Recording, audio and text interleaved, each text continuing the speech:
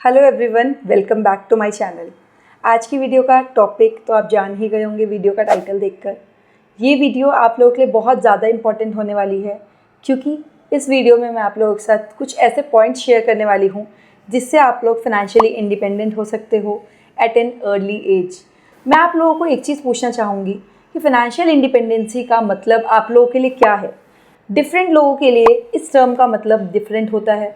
For me financial independency means कि आप लोगों को फ्यूचर के लिए टेंशन लेने की ज़रूरत नहीं पड़ रही है कि आपकी फ्यूचर में जो एक्सपेंसेस इनकर होने वाले हैं वो आप कहाँ से इनकर करोगे। साथ में जस्ट इन केस आपका अर्निंग सोर्स कहीं ना कहीं इम्पैक्ट होता है करंट में, तो आप फ्यूचर में कैसे अपनी लाइबिलिटीज़ को पूरा कर पाओगे। कोई मेडिकल इमरजेंसी है, उसके आप जो एक्सपेंसेस है उनको बियर कैसे करोगे। साथ में क्या आपके पास रहने के लिए एक डिसेंट घर है, क्या आपके पास एक डिसेंट मोड ऑफ ट्रांसपोर्टेशन है। साथ में are you able to do something for your fun, for your enjoyment, यानी कि आप ट्रैवल कर पा रहे हो या नहीं। ये सब मेरे लिए डेफिनेशन है for to be financial independent. अब आप लोगों के लिए ये डेफिनेशन क्या है वो डिफरेंट लोगों के लिए डिफरेंट हो सकती है, but generally financial independency means कि आप लोगों को अपने लिविंग स्टैंडर्ड्स को कॉम्प्रोमाइजिंग करने की नीड नहीं पड़ेगी just in case of any contingency, और ये फाइनेंशियल इंडिपेंडेंस का मतलब होता है। Let me tell you, in my early 20s, I am financially independent, and I feel so because I have started my planning very earlier. I started my planning when I was a teenager, and I started investing for my future goals, and today I have fulfilled so many of my goals which I wanted to fulfill in my life. So, if you are starting early, I can assure you, you can definitely become financially independent in your early 20s or in your late 20s. And if you are in your 30s, don't worry, you can still start planning and you can become financial independent too. तो मैं आप लोगों के साथ एक बात share करती हूँ कि आज के टाइम पर I am having everything I desired of. ये सिर्फ इसीलिए हुआ, मैं आपको पहले भी बता चुकी हूँ, just because of my planning. तो आप लोग किसी भी बात को लेकर डीमोटिवेट नहीं होइएगा और अपनी प्लानिंग आज से ही स्टार्ट कर दो ताकि आप लोग भी फाइनेंशियल इंडिपेंडेंट बन सको।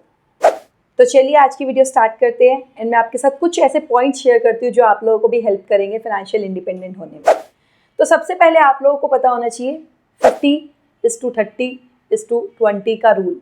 इसका मतलब क्या है, let's say your salary is 1 lakh रुपये पर मंथ, तो आपको 50% अपनी सैलरी का यानी कि 50,000 रुपये अपनी नीड्स की तरफ लगाने हैं। नीड्स क्या होती है?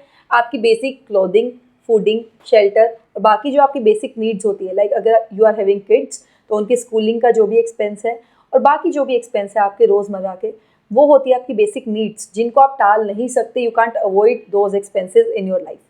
तो आपको 50% अपनी नीड्स के ऊपर लगाना है, 30% आपको अपनी वॉन्ट्स के ऊपर लगाना है। What do you mean by wants? Wants होती है आप कहीं बाहर घूमने जा रहे हो, बाहर डिनर पर जा रहे हो, मूवी डेट के लिए जा रहे हो, या फिर ट्रैवल कर रहे हो आप लोग, ठीक है, आउट ऑफ द टाउन और आउट ऑफ द कंट्री। तो ये आपकी होती है वॉन्ट्स, जो आप चाहते हो फुलफिल करना, आप उसको फुलफिल कर सकते हो with the 30% of the amount. Rest जो आपका बचा हुआ 20% है वो आपको अपनी सेविंग्स में लगाना है, इन्वेस्टमेंट्स करनी है, ताकि आप अपने फ्यूचर प्लानिंग कर सको और अपने फ्यूचर गोल्स को अचीव कर सको। तो अब आप खुद बोलो, 1 लाख की इनकम में से आपको सबसे पहले कौन सा अमाउंट स्पेयर करना चाहिए? एज पर मी, आपको अपनी सैलरी क्रेडिट होते ही 20,000 रुपीज़ उठाकर किसी और बैंक अकाउंट में डिपॉजिट कर देना चाहिए, जिससे आप अपनी इन्वेस्टमेंट एंड फ्यूचर प्लानिंग कर सकते हो। तो इसी तरीके से आप लोगों को अपनी प्लानिंग करनी है and start planning at an early age और एक डिसिप्लिन तरीके में, ताकि आप लोग कंसिस्टेंटली अपने गोल्स की तरफ बढ़ते रहो एंड आप फ्यूचर में अपने गोल्स को अचीव होता हुआ देख पाओ। Next most important point is you should start making some passive source of income. आपको कोई भी जो भी स्किल आती है जिसको आप फ्रीलांस कर सकते हो, उससे आप इनकम अर्न कर सकते हो एज योर साइड इनकम, या फिर आप व्लॉगिंग कर सकते हो। एंड जस्ट इन केस आपने कोई प्रॉपर्टी को जोड़ लिया है, आप उसको रेंटल पर देकर भी रेंटल इनकम जनरेट कर सकते हो। तो पैसिव इनकम के ऊपर मैं एक नई वीडियो बना दूंगी, how you can earn passive income. तो आपको पैसिव इनकम के सोर्स भी जनरेट करने हैं as well as your active income. Next point is you should start saving for your emergency fund. Emergency fund क्या होता है? बहुत सिंपल एग्जाम्पल के थ्रू समझाती हूँ। कोविड के टाइम पर क्या हुआ था, लोगों के पास अपनी बेसिक नीड्स फुलफिल करने के लिए पैसे नहीं बचे थे बैंक अकाउंट में, because they were relying on their future month की सैलरी जो उनके बैंक अकाउंट में आने वाली थी।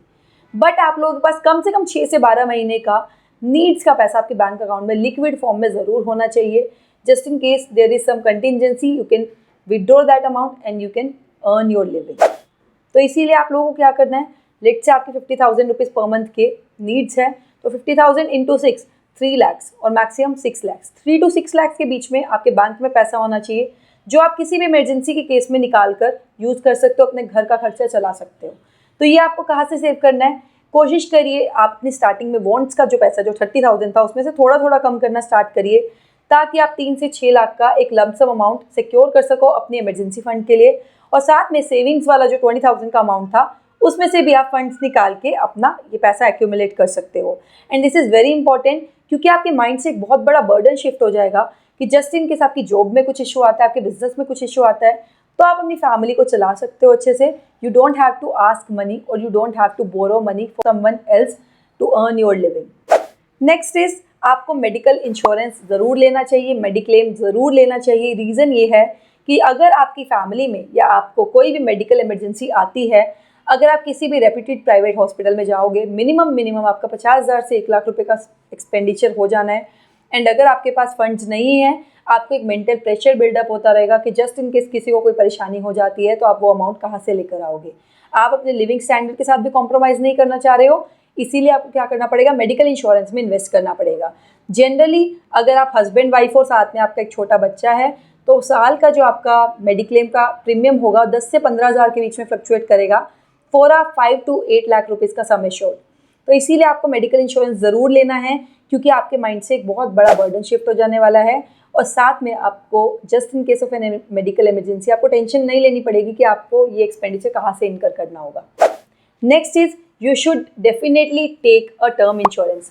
अगर आप एक सिंगल फैमिली मेम्बर हो जो आप अर्न कर रहे हो अपनी पूरी फैमिली के लिए, आप ओनली ब्रेड अर्नर हो, तो आप को ज़रूर टर्म इंश्योरेंस लेना चाहिए, क्योंकि जस्ट इन केस आपको कभी कुछ होता है तो आपकी फैमिली को परेशान ना होना पड़े, वो लोग अपनी ज़िंदगी को अच्छे से स्पेंड कर पाए, इसीलिए टर्म इंश्योरेंस लेना बहुत ज़रूरी है। एक छोटी सी टिप क्या रहेगी, अपनी अर्ली 20s में ही आप टर्म इंश्योरेंस ले लो, क्योंकि अगर आप लेट एज में जाकर टर्म इंश्योरेंस लेते हो उसका प्रीमियम बहुत ज़्यादा बढ़ जाता है, और माइट बी पॉसिबल कि आपको जो अमाउंट है जो आपका सम एश्योर्ड होगा वो भी कम रहेगा। इसलिए टर्म इंश्योरेंस अर्ली 20s या फिर लेट 20s तक ले लीजिए, एंड कोशिश करिए लिमिटेड एडिशन लीजिए, लिमिटेड प्रीमियम पेमेंट वाला ऑप्शन लीजिए, जिसमें 10 से 12 साल आप सिर्फ प्रीमियम पे करोगे और आप अपना 60 साल 70 साल 80 साल जब तक का आप कवर चाहते हो आप ले सकते हो। That you have to talk to your investment adviser. आपको अपने मेडिकल इंश्योरेंस वाले से पता करना पड़ेगा, जो आपको हेल्प कर सकता है इन पॉइंट्स को लेकर। नेक्स्ट इज आपको जो आपने सेविंग्स का अमाउंट निकाला था 20,000 रुपीज़, आपको स्टॉक मार्केट या फिर इक्विटीज़ में आप डायरेक्ट इन्वेस्ट करो। अगर आपको इक्विटीज़ की नॉलेज नहीं है देन आप म्यूचुअल फंड के रूट के थ्रू इन्वेस्ट करो, क्योंकि आप जो अमाउंट सेव कर रहे हो डेफिनेटली ये अमाउंट आपका तभी मल्टीप्लाई होगा जब आप इसको कहीं पर इन्वेस्ट करोगे। And I am telling you, अगर आप अपना सारा अमाउंट एफडीज़ में डाल रहे हो ये एक स्मार्ट मूव नहीं है, क्योंकि अगर आप इक्विटीज़ में डालोगे तो आप कंपाउंडिंग का बेनिफिट ले पाओगे, and over the period of years आप अपना जो अमाउंट है उसको मल्टीप्लाई कर पाओगे।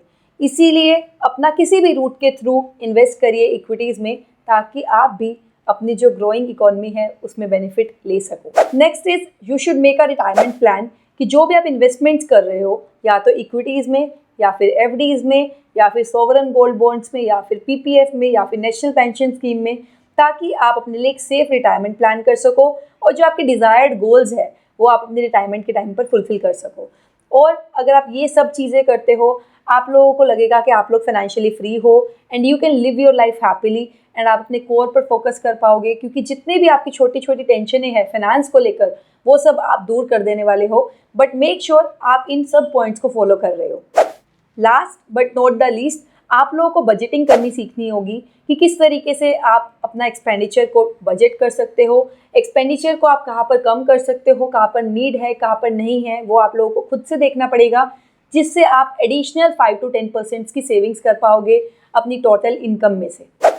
Also you should cut on your extra ordinary spends, जैसे कि आपकी इम्पल्सिव बाइज होती है, लग्जूरियस आप अभी से ट्रिप्स प्लान कर रहे हो, अगर आपके पास इमरजेंसी फंड नहीं है 6 to 12 मंथ्स का, मेक श्योर लग्जूरियस ट्रिप पे जाने की बजाय आप बजट ट्रिप्स को प्लान करिए। ब्रांडेड क्लोथ्स लेने की बजाय आप कम ब्रांडेड क्लोथ्स ले लीजिए, नॉर्मल मार्केट से क्लोथ्स ले लीजिए। यहाँ पर आप बहुत ज़्यादा अमाउंट को सेव कर लोगे एंड मेक श्योर कि 1 से 2 साल के अंदर आपके पास आपका इमरजेंसी फंड और बाकी जो भी मैंने आपको इन्वेस्टमेंट ऑप्शंस बताए, आपके इंश्योरेंस के लिए बताया, रिटायरमेंट प्लान बताया है, वो आप सब में अगर इन्वेस्ट कर देते हो, अपनी प्लानिंग कर लेते हो, उसके बाद आप लग्जूरियस ट्रिप पर भी जा सकोगे टेंशन फ्री होकर। साथ में आपके जो भी आपके लग्जूरियस जो आपके एक्सपेंसेस है, आपकी जो भी डिज़ायर्स है, वो आप लोग फुलफिल कर पाओगे। एंड लास्ट में मैं यही बोलूँगी कि आप मेरे इन सब पॉइंट्स को कंसिडरेशन में रखना और साथ में अपना प्लान ज़रूर बनाना। एंड ये जो मैंने पॉइंट्स बताए, इनमें से आप क्या क्या पॉइंट्स अपनी लाइफ में अप्लाई कर चुके हो, मुझे कमेंट सेक्शन में ज़रूर बताइएगा। And I will see you in my next video. Take care and bye bye.